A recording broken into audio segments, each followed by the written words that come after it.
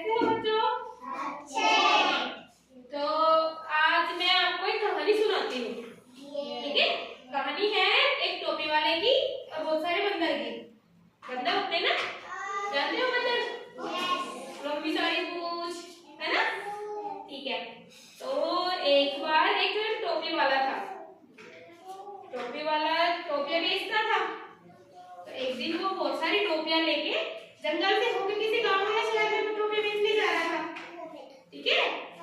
तो अब जैसे वो जंगल से जाने लगा तो उसको थोड़ी सी थकान हुई। वो सोचा कि चल यार यहाँ सो लेते हैं पेड़ के नीचे छाया में थोड़ी देर। तो उसने क्या किया कि अपनी टोपियों का ठेला रखा बगल में, वो गठरी थी वो, और वो सो गया। उसने ये ध्यान ही नहीं दिया कि ऊपर बहुत सारे बंदर बैठे हैं पेड़ पे। उसने ये देखा ही नहीं और वो सो गया।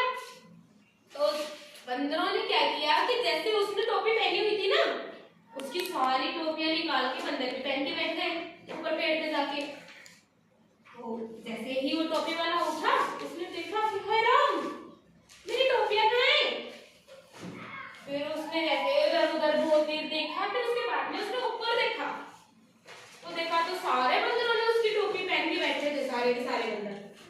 फिर उसने मांगा कि भाई मेरी टोपी मेरे को दे दो, मुझे जाना है, लेट हो रहा हूँ मैं। नहीं, हम तो नहीं देंगे, बंदरों ने बोला, हम भी पहन के बैठेंगे जैसे तुमने पहन रखी है।